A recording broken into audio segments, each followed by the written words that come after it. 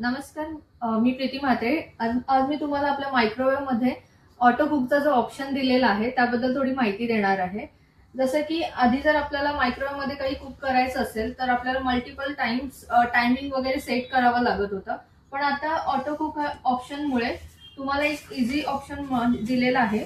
जसं की तुम्ही बघू शकता, समजा आपल्याला आता याच्यामध्ये एक पास्ता आपल्याला जर बनवायचं असेल तर समजा 400 ते 450 ग्रॅम मध्ये जर बनवायचं असेल तर तुम्ही फक्त हा जो कोड दिलेला आहे 4-8 हा कोड सिलेक्ट करू शकता.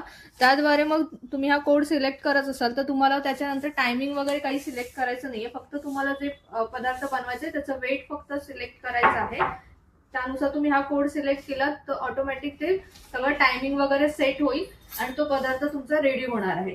जर समजा तुम्हाला मॅन्युअल मध्ये चेक करून नसेल बनवायचं असेल तर कंपनी काय केलंय, मायक्रोवेव्ह मध्ये एक आपल्याला QR कोड सुद्धा ऑप्शन दिलेला आहे. त्याच्याद्वारे सुद्धा तुम्ही मोबाईल मध्ये स्कॅन करू शकता आणि त्याद्वारे सुद्धा तुम्ही ते कोड वगैरे सगळे डिटेल्स तुम्हाला त्या मोबाईल मध्ये सुद्धा चेक करू शकता आणि त्याद्वारे सुद्धा तुम्ही हा ऑप्शन यूज करून पदार्थ बनवू शकता. त्यामुळे तुमचं टायमिंग वगैरे आहे तो तिथे सेव्ह होणार आहे.